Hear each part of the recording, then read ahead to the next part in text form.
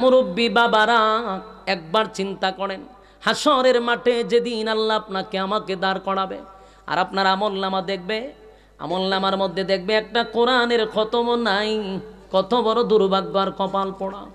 সেদিন মালিকের কাছে কি জবাব দিবেন গো? যেই মালিক কোরআন দিল আমাদেরকে, অথচ কোরআনের একটা খতম আমলনামায় নাই।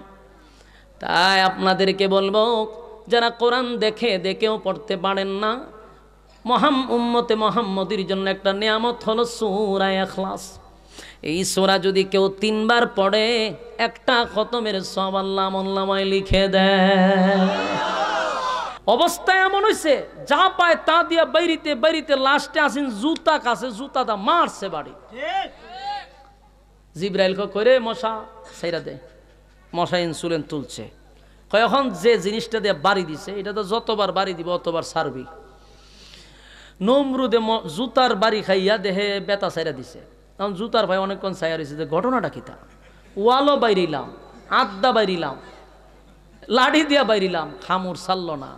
জুতার মধ্যে কি এমন ওষুধ আছে? বলুন, আসলে কি জুতা তো ওষুধ আছে না? আল্লাহ চরম পর্যায়ের বেজ্জতি করার জন্য এই ব্যবস্থা নিছে, আল্লাহর সঙ্গে পাল্লা নিছে।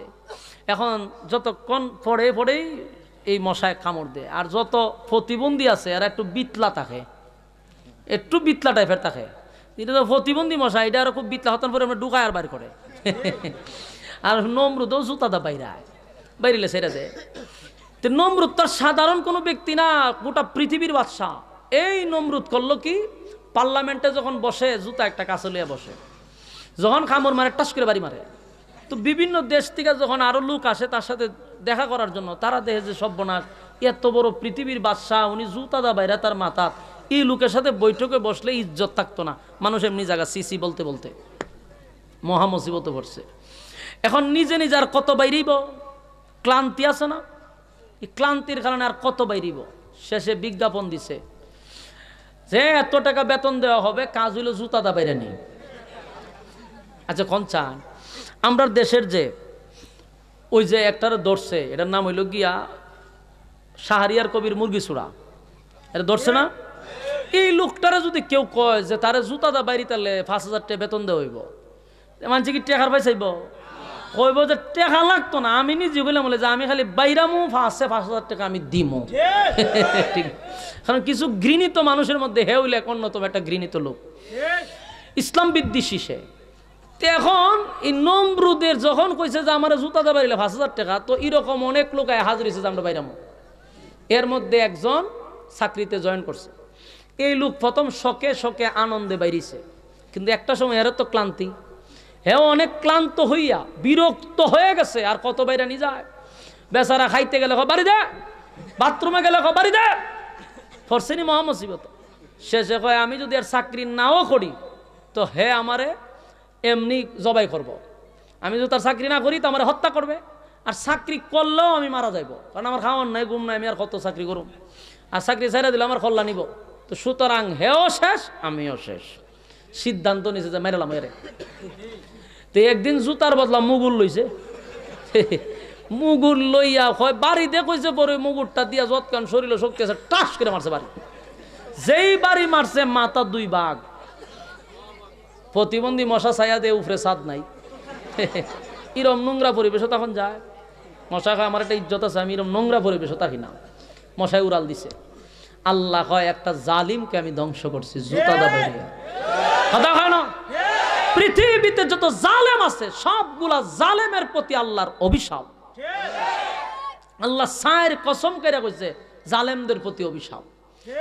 ওয়াসসামাই যাতিল বুরুজ ওয়াল ইয়াউমিল মাউউদ ওয়া শাহিদিন ওয়া মাশহুদ।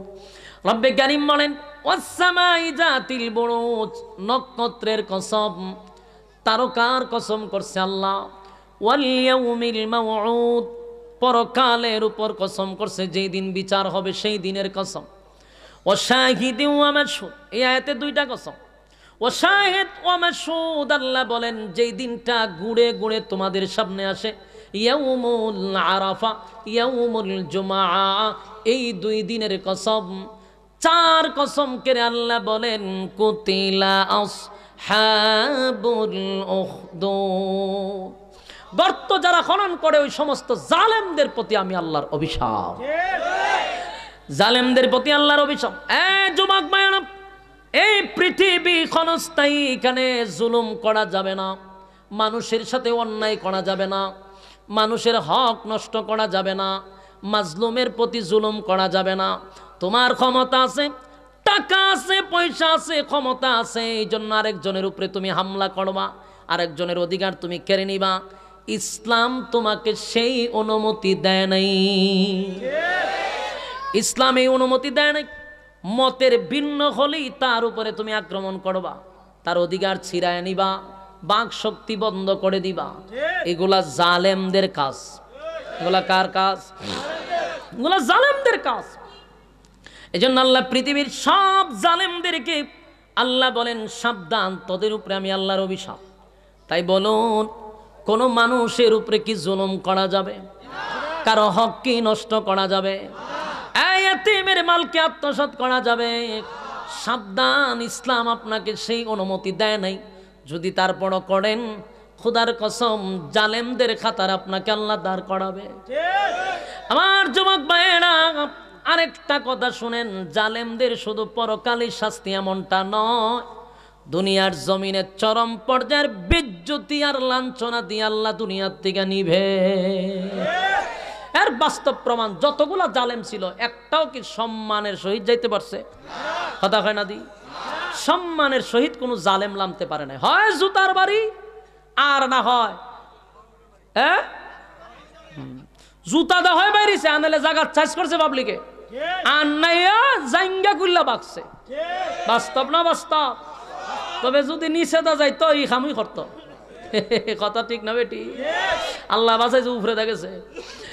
জালেমদের কোনোদিন ফল ভালো হয় না, কারণ তারা মানুষের উপরে নির্যাতন করছে, মানুষের অধিকার কেড়ে নিছে। মানুষের ক্ষোভ আছে না নাই? মানুষের অধিকার কেড়ে নিলে মানুষের ক্ষোভ থাকে, আর এই ক্ষোভের পরিণাম কিন্তু খুব ভয়ানক।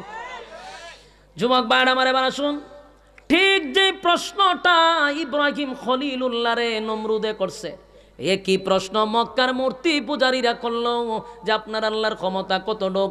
আল্লাহ জবাব দেয় ওয়ালাম ইয়াকুল লাহু কুফুয়ান আহাদ, আমার সমতুল্য কেউ নাই, আমার সমকক্ষ কেউ নাই, আমি আল্লাহর সমতুল্য সমকক্ষ কুল কায়নাতে কেউ নাই। ঠিক কিনা? তাহলে বলুন, এদের কয়টা প্রশ্ন ছিল? এক নাম্বার প্রশ্ন, কুল হুয়াল্লাহু আহাদ, নবী আপনি বলুন আমি আল্লাহ এক, অদ্বিতীয়, আল্লাহর কোনো শরীক নাই, কোনো ইলাহ নাই, সাথী নাই, সঙ্গী নাই, লা ইলাহা ইল্লাল্লাহ, নেই কোনো মাবুদ আল্লাহ ছাড়া। আমাদের ইয়াকিন আর বিশ্বাস হলো আমাদের মালিক একজন, উনি আমাদের মালিক, উনি দেনেওয়ালা। চাইলে কার কাছে চাইব? আরো জোরে। আমরা যদি চাই আল্লাহর কাছে চাইব, ধন সম্পদ আল্লাহর কাছে চাইব, ব্যবসা আল্লাহর কাছে চাইব। সন্তান দেওয়ার মালিক কে? না কোনো মাজারওয়ালায় সন্তান দেয়? হ্যাঁ, কোনো বাবায় দেয় না, কোনো পীর আমাকে সন্তান দিতে পারে না, কোনো মাজার সন্তান দিতে পারে না। যিনি দেয় তিনি কে? আমার যুবক ভাইরা, কুল হুয়াল্লাহু আহাদ, আল্লাহ এক, অদ্বিতীয়, আল্লাহুস সামাদ, আল্লাহ বলেন আমি অমুকাফেক্কি। তিন নাম্বার লাম ইয়ালিদ ওয়া লাম ইউলাদ, আপনি বলুন আমি আল্লাহ কারো কাছ থেকে জন্ম নেই নাই, জন্ম দেই নাই। ওয়ালাম ইয়াকুল লাহু কুফুয়ান আহাদ, আমার সমতুল্য কেউ নাই। তাহলে সূরাটারে কয় ভাগে ভাগ করছি? কয় ভাগ শুনছেন? 2 ভাগ শুনছেন। সরল তরজমা শেষ। এবার আসুন 3 নাম্বারটা বলে আমি শেষ করছি। 3 নাম্বার ফজিলত সম্পর্কে। এই সূরাটা যদিও ছোট, কিন্তু তার ফজিলত ব্যাপক। তার ফজিলত বড় ব্যাপক। এই ফজিলত গোটা কোরআনে এই সূরার সমতুল্য নাই। কারণ এই সূরা যদি কেউ 3 বার পড়ে রে, একটা খতমের সওয়াব আল্লাহ লিখে দেয়। আমি মনে করি উম্মতি মুহাম্মদের জন্য এই সূরাটা একটা নিয়ামত। নিয়ামত কেন বললাম? আমার নবীর উপরে কোরআন নাজিল হইছে, কোন নবীর উপর আল্লাহ কোরআন নাজিল করে নাই, পাহাড় পর্বতে নাজিল করে নাই, জিন্নাতের মধ্যে নাজিল করে নাই, নাজিল তো করলো মানুষের মধ্যে। আমার হাবিবে কিবরিয়ার উপরে কোরআন নাজিল করলো উম্মতি মুহাম্মদী হিসাবে। আমাদের জন্য কোরআন একটা নিয়ামত, ঠিক কি না? এই কোরআন যদি আমরা পড়ি তাহলে আমাদের ভাগ্য খুলে যাবে। কিন্তু আফসোসের ব্যাপার, এই প্যান্ডেলের ভিতরে অনেক মানুষ আছে, অনেক মানুষ আছে যে জীবনে একবারও কোরআন দেখে দেখে খতম দিতে পারে নাই। আছে না নাই? যুবক ভাই, মুরব্বী বাবারা, একবার চিন্তা করেন, হাসরের মাঠে যেদিন আল্লাহ আপনাকে আমাকে দাঁড় করাবে আর আপনার আমলনামা দেখবে, আমলনামার মধ্যে দেখবে একটা কোরআনের খতম নাই, কত বড় দুর্ভাগ্য আর কপাল পোড়া। সেদিন মালিকের কাছে কি জবাব দিবেন গো? যেই মালিক কোরআন দিল আমাদেরকে, অথচ কোরআনের একটা খতম আমলনামায় নাই। তাই আপনাদেরকে বলবো, যারা কোরআন দেখে দেখেও পড়তে পারেন না, উম্মতে মুহাম্মদীর জন্য একটা নিয়ামত হলো সূরা ইখলাস। এই সূরা যদি কেউ 3 বার পড়ে, একটা খতমের সওয়াব আল্লাহ আমলনামায় লিখে দেয়। আমার সঙ্গে পড়ুন, কুল হুয়াল্লাহু আহাদ আল্লাহুস সামাদ লাম ইয়ালিদ ওয়া লাম ইউলাদ ওয়া লাম ইয়াকুল লাহু কুফুয়ান আহাদ। এই মুহূর্তে যারা পড়লেন 10 পারার সওয়াব আমলনামায় ঢুকে গেছে।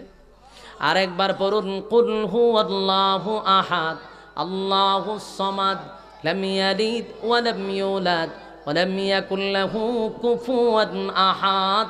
কুল হুয়াল্লাহু আহাদ আল্লাহুস সামাদ লাম ইয়ালিদ ওয়া লাম ইউলাদ ওয়া লাম ইয়াকুল লাহু কুফুয়ান আহাদ। আমার যুবক ভাইরা, মুরব্বী বাবারা, পর্দার আড়ালে আমার মা বোনেরা, আমার সঙ্গে যারা পড়লেন, এই মুহূর্তে আমি আল্লাহর কসম করে বলি, প্রত্যেকের আমলনামায় একটা করে কোরআনের খতমের সব ঢুকে গেছে। আমি যদি এতটুকুই বুঝাইতে চাই, সচরাচর কোনো মাহফিলে প্রত্যেকটা শ্রোতার আমলনামায় একটা করে খতমের কোরআনের খতম সব পায় না। বাংলাদেশে যত মাহফিল হয় বলুন, আরও মাহফিলে গেছেন, কেউ কি একটা খতম কোরআনের সব নিয়ে বাড়ি যেতে পারছেন? কিন্তু আজকের এই প্রত্যেকটা শ্রোতার আমলনামার ভিতরে একটা করে কোরআনের সব আছে। খুশি না বেজার?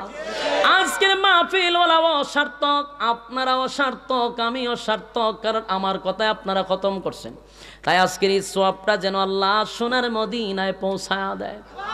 এই সওয়াবের হাদিয়া যেন এই এলাকার প্রত্যেকটা মুর্দা গানের কবরে সব পৌঁছায়া দেয়। আমার চাচার বাবা মা দাদা দাদি যারা আছে সবার কবরে যেন সব পৌঁছায়া দেয়। আমার যুবক ভাইরা, এখানেই শেষ নয়, প্রতিদিন পড়তে হবে। আর এই সূরা ইখলাস মানে কুল হুয়াল্লাহ শুধু পড়লেন এমনটা নয়, এই সূরা যদি কেউ পড়ে প্রতিদিন প্রতিদিন প্রতিদিন, আল্লাহ তার সম্মান আর মর্যাদা বাড়ায়া দেয়। সম্মান মর্যাদা বেড়ে যায় গো, ইজ্জত কিন্তু আল্লাহ বাড়ায়া দিবে। এর একটা বাস্তব কথা আপনারা শুনেন, ইজ্জত কিভাবে আল্লাহ বাড়ায়া দেয়। আল্লাহর নবী একদিন যুদ্ধের ময়দানে গেছে, যুদ্ধ করার জন্য সাহাবায়ে কেরামদেরকে নিয়ে যুদ্ধের ময়দানে ঝাঁপিয়ে পড়ল। পয়গম্বর নিজেই যুদ্ধের সেনাপতি হিসাবে গেলেন। হঠাৎ করে নবীজি তাকায়া দেখে আকাশটা মেঘাচ্ছন্ন হয়ে গেছে। হঠাৎ করে কেন আকাশ মেঘাচ্ছন্ন হয়ে গেল গো? সূর্যের আলো কেন ডেকে গেল? এমনি নবী তাকায়া দেখে জিব্রাইল সহ 1,40,000 ফেরেশতা সহ জিব্রাইল আসমান থেকে নামতেছে। এতগুলা ফেরেশতা সহ জিব্রাইল 1,40,000 ফেরেশতা নিয়ে নামার সময় সূর্যের আলো আর দেখা যায় না। নবীর সামনে আলামছে, হুজুর আমার সঙ্গে 1,40,000 ফেরেশতা যুদ্ধের ময়দানে কেন আসলি রে? জিব্রাইল বলে হুজুর 1,40,000 ফেরেশতা লইয়া আপনার সামনে আসছি গো নবী। একটা জিনিস আপনাকে জানায়া দেওয়ার জন্য, এই মুহূর্তে একজন সাহাবী আপনার মারা গেছে। নবীজি বলে কে মারা গেল রে? বলে হুজুর মুআবিয়া ইবনে মুআবিয়া দুনিয়ার থেকে বিদায় হয়ে গেছে। আপনাকে জানাজা পড়াইতে হবে। আল্লাহর নবী বলেন, জিবরাইল রে, মদিনার থেকে আমি প্রায় 150 কিলোমিটার দূরত্বে আছি, আমি এখন তার জানাজা পড়াইতে গেলে 2 দিন লাগবে যাওয়ার জন্য। জিবরাইল কয়, হুজুর, আল্লাহ আমারে পাঠাইছে 1,40,000 ফেরেশতা সহ, আপনাকে মুআবিয়া ইবনে মুআবিয়ার বাড়িতে যেতে হবে না, আপনি এখানে দাঁড়াইয়া আপনার সাহাবীদেরকে নিয়ে জানাজা শুরু করে দেন। নবীজি বলল, আমি কই মুআবিয়া কই, কেমনে গো আমি জানাজা পড়াবো? বলে, আল্লাহর অর্ডার। এবার নবীজি সাহাবায়ে কেরামদেরকে নিয়ে দাঁড়াইলেন, আর ফেরেশতা প্রথম কাতারে 40,000 70,000, পরের কাতারে 70,000। সুবহানাল্লাহ। টোটাল 1,40,000-এর মতো। প্রথম কাতারে 70, পরের কাতারে 70 দাঁড়াইছে ফেরেশতা। পয়গম্বর যখন জানাজা পড়াবে, ঠিক এই মুহূর্তে তাকায়া দেখে নবীর সামনে মুআবিয়া ইবনে মুআবিয়ার লাশ দেখা যায়। 150 কিলোমিটার দূরত্বে মুআবিয়ার লাশ, কিন্তু আমার নবীর সামনে লাশ দেখা যায়। এটা আমার নবীর মুআজিজা, নবীর মুআজিজা।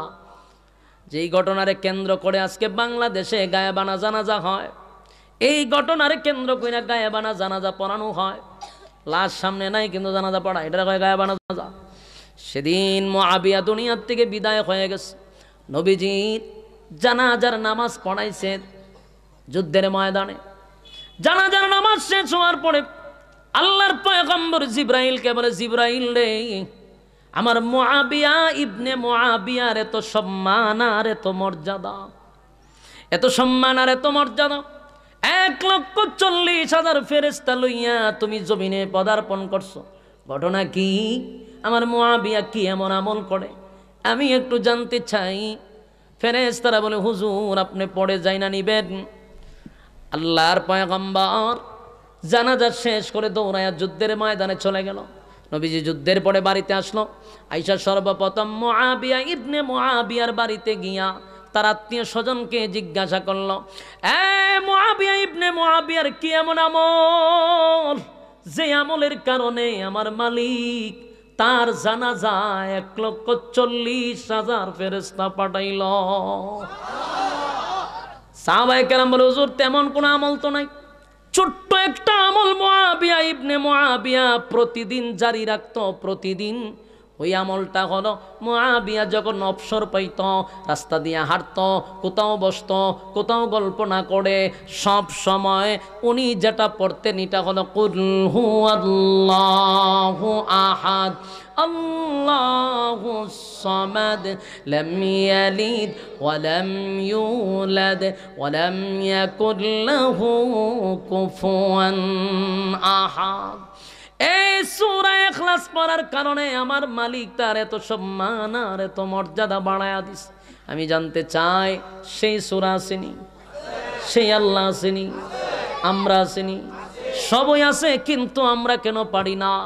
আমরা আজকের থেকে নিয়াত করব, প্রতিদিন যদি 3 বার করে খতম করি, 365 দিনে 365টা খতম, মরার আগ পর্যন্ত যদি পড়তেই থাকি, কত কোরআনের খতম লইয়া হাসরের মাঠে দাঁড়াবো।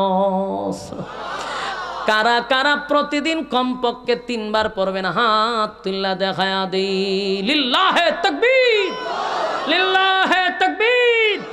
হাত তুলেন, বলেন কমপক্ষে 3 বার, ফাললে 10 বার, আর যদি এর চেয়ে বেশি পারেন 100 বার, কিন্তু নিম্নে 3 বার ইনশাআল্লাহ। যদি 3 বার পড়েন, 1 খতম কোরআন আপনার আমল নামায় আল্লাহ ঢুকাইয়া দিবে। আর আমার কথার দ্বারা আপনারা পড়লে আমিও আপনিও উভয় জনেই আল্লাহর কাছে প্রিয় হতে পারবো ইনশাআল্লাহ। রব্বি করিম যেন এতগুলি কথার উপরে বলনেওয়ালা শুনলেওয়ালা উভয়কে সহি আমল করার তৌফিক দান করে, আমিন।